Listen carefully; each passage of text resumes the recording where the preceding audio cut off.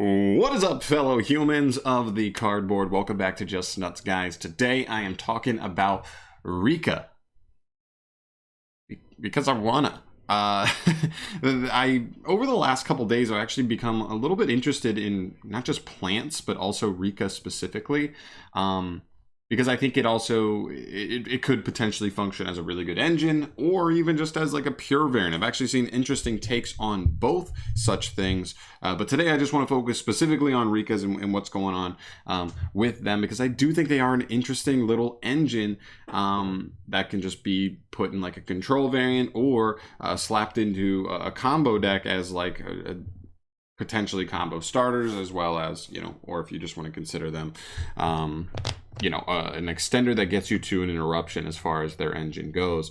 I think both routes can work out. So today I'm going to do a couple of little slideshow. We're going to go through a bunch of the Rikka cards, and I'm going to talk about specifically more what the Rikka cards are doing, and not really like going over the cards, like reading the cards and judging them. But obviously here we have Petal. This is the best starter in the deck.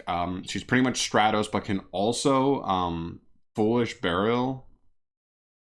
She's either Arm Knight or Stratos at the same time. But the best thing about this card, in my opinion, I mean, obviously that's the best effect, but the coolest thing about this card is at the end of your opponent's turn, if you have either all plants or no monsters on the field at all, she just summons herself back every single time. She doesn't even banish herself when she next leaves the field. That is so good, because that means she is not only a one card interruption, but she's a one card interruption that also gives you follow-up. And I know you're like, John, that's Alistair. I was like, okay, but like, I think one functional difference is that Alistair requires your normal summon every single turn. Petal doesn't. And the interruption that Alistair gets you to is Makaba, which has to discard to negate. So you are losing resources via that way as well, whereas I think she's a little bit resource efficient, and she doesn't take your normal summon on the following turn. So you can use something else as a strong normal summon, should you have it, because she's summoning herself on the opponent's end phase. I think that's so good. I love decks. I've learned to love decks that not only just like do pretty powerful things consistently, but also have follow-up. I think that's so important. Those are the duels that I think people overlook, are the duels that you need to grind, the duels that you need to, that you're going to win in the trenches, not just the duels you're going to set up your board and win immediately, but those duels that do go longer. And I do appreciate that more and more as I've developed as a duelist. So Petal's amazing. Obviously, you have Snowdrop. She's a really good extender. She can tribute a plant to summon her and another plant. That's any plant, by the way. So if you're splashing this with other stuff, that's really cool. And then she can also target another any plant you control, and then all plant monsters you control become that level to the end of the turn. So you summon her and something else, make both of them 8s, or whatever the other level is, you could potentially do that as well. So make a rank 4 potentially, make a rank 6, make a rank 8. Usually you're making a rank 8, but she's a pretty good extender, pulls other stuff out of the hand, doesn't even negate them either. Does lock you into plants though, so whatever. Nice extender. Mudon is so good. I love Mudon. It might be my favorite card other than Petal in the entire deck.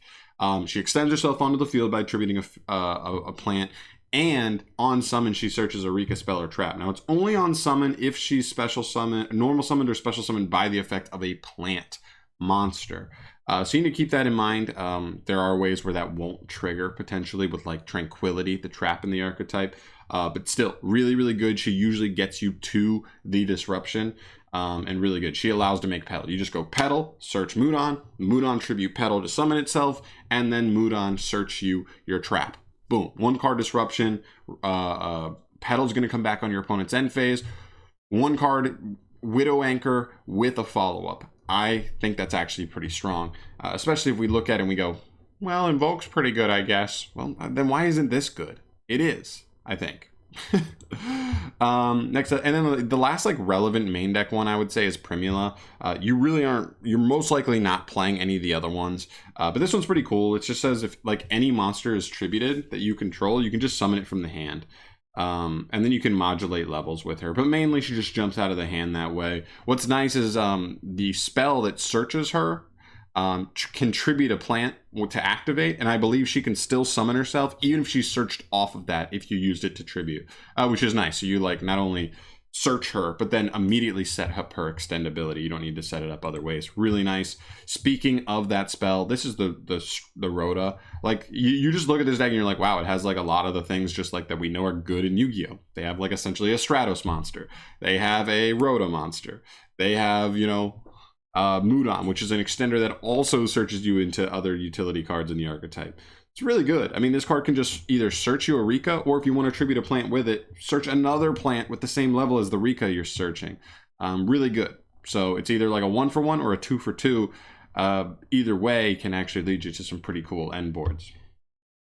Rikka Sheet, this is your interruption card. This card's pretty good. I recommend playing more than one if you're playing like a more pure Rikka build. It targets an opponent's monster. Neither player can activate the effects of that monster, which is important to note, right? You're not negating its effects, you're just saying those effects can't be activated at all. So a monster that has an effect on summon, this actually doesn't do anything to, because, or at least it wouldn't negate that effect on activation, right? If something's already activated, this doesn't negate it. So you need to be careful when you're using this. But the cool thing is, if you also choose to tribute a plant when you activate this, you can steal the monster as well until the end of the turn. And it becomes a plant. So that allows your pedal to still be able to come back very easily. So really, really cool. It's essentially just Widow Anchor as a trap. Not half bad. And then Rikka Tranquility is the last main deck card that really matters at all. It's just kind of like Call of the Haunted for the archetype. But again, following the theme of the archetype, you can also tribute a plant and then potentially revive another monster. Another plant, which is cool. So there, and then you have the extra deck. You have Teardrop. She's your main interruption / removal. She can, if she has a plant as a material, she has a quick effect to just target and tribute a monster on the field. Pretty good removal. It does target. If this card didn't target, it'd be so much better. Oh my god. But it is still really good regardless. Beefy stats, quick tributing opponents' monsters, easy to make in the archetype. You can't really ask for much more.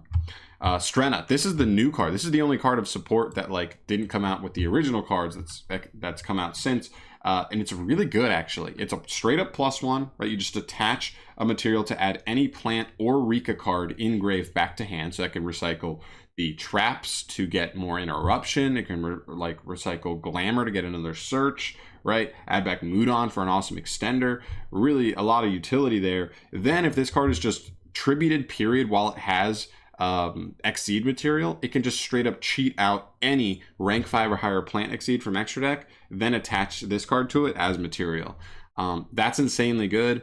It means like she's getting you a +1, then you tribute her with something like Mudon or Snowdrop after you've added them back, and then like use her effect to get another Exceed on the field. So actual interruption there as well. You can get like Teardrop, who we just looked at, or you get something like Hyperiton, which is actually really nifty as well, if you want to negate instead of like a quick tribute. And then the last card I'll show you here is Kanzashi. She's not super important in the archetype, but I would say if you're playing a pure, more control Rikka variant, this card does become, I think, like a one-off staple in the extra. The deck's not super offensive, but what this card allows you to do is, alongside of Teardrop, actually gets you just nice, nifty OTK. The idea is you can like attack with Teardrop for 28, attack with her for 24, that's 52 total. Then you can quick tribute itself with Teardrop's effect. Then her effect triggers to just reborn the Teardrop, and you do it all in battle phase because it's quick effects. And then because the monster left the field and came back, you just attack again with 28, and there is exactly 8,000 damage. So literally just to facilitate an OTK in a deck that's not super great at putting a ton of damage on board is pretty nice to have options like that open to close out duels quick should you ever need to do so. So yeah, I mean, like, I just think the engine's really spicy. There's other things I didn't even mention too, right? Like as far as pedal goes, you have 3 of her, 3 of Glamour, which searches her, Lone Fire Blossom, that's another 3 of that just gets to her, 9 copies, and 1-for-1. So you can essentially just play 10 copies of her. That's pretty consistent. And what I like is that a lot of those cards don't like over conflict. Like if you open Glamour, obviously Glamour can just search you Mudon or Snowdrop if you want. Or Lone Fire can just Lone Fire into something else, because actually opening Lone Fire and Pedal is combo in and of itself, which is actually really funny. So they're not like conflicting normal summons as much as you might think. The other cool thing is this deck works great with Gamma. Petal doesn't specifically work great with Gamma, but between Glamour, especially if you're going to use it to tribute one of your plants as cost, that can really bait out of hand traps that you can Gamma your opponent. 1-for-1, obviously. If you're playing Lone Fire Blossom, baits out that lets you get Gamma live on your turn 1 easily all the time. The deck really does have some nice stuff going on for Gamma. A lot of ways you can wiggle it around, even just the way you play. Like Mudon tributes for cost, right? And you usually have no monster on the field. So if they try to negate it, boom, Gamma. Same thing with Snowdrop, tribute for cost, boom, Gamma. Really cool. A lot of room for a card like that. I do like decks that can use Gamma inherently with like how the deck works. It does stuff without monsters on the field that it's going to bait hand traps and interruptions. That's insanely strong to me. And yeah, I don't know. Like, I just want to talk about it. Like, the deck is just so simple. Like, the combos you're doing are not overly crazy, but like, it's a 1-card combo to get an interruption and follow-up, and then it's 2-card combo to get 2 interruptions with follow-up. It's quick, it's easy, it's simple, it's efficient, and you're able to play other like really powerful cards like Gamma and stuff, or just play some traps to back it up, or just splash it into another like plant deck. I know like people have been messing around right now with like Sun Avalons. Like, what if you're just going to splash in like a Mudon engine so you can just tribute any like random plant you just end up on your field just to summon herself and then search you a sheet. You just added, it's just a 1 card in your deck that's an extender that also just getting you a free sheet to add to your board. Cool. I mean, it means you lose less hard to Dark Ruler no more and stuff like that, which is always valuable. So I'm a huge fan. I think it's really cool. I'm super interested. I'm definitely going to be building some of these decks going forward. You might have thought, since like we're way past when Rikkas got released, that I probably won't be building them, but I'm actually really interested in them now. I just never really gave them the time of day, to be honest. I didn't give them a fair shake. I just thought they were bad. But now that I've gone back and looked at them, I actually do think they're a really spicy engine. We've been getting random, like decent amount of plant support as of late. And if that keeps continuing, maybe plants could make a full comeback and be a legit meta deck. But we'll just have to wait and see. Maybe I'll be on the forefront of that. So yeah, I really want to talk about Rikkas. They've just been on my mind. They're one of those archetypes that have been intriguing me specifically as of late. And I want to hear your thoughts. Let me know what you think down in the description or in the comments. What you think about Rikka. Do you think I'm just overhyping? I'm not saying they're tier 1 stuff. I want to make that 100% clear. At best, I think they'll be like, maybe they're a potential rogue deck that's better than people think. But I don't know. I'm just asking. I'm just throwing it out there. I'm talking about my thoughts here. Let me know in the comments down below what you guys think. Because I like hearing what you guys think about these things. So I'll get out of here. Thank you so much for watching. As always, more deck profiles coming. Still waiting on Lightning Overdrive stuff as always. So yeah, thanks again for watching. I'll see you in the next video. Peace.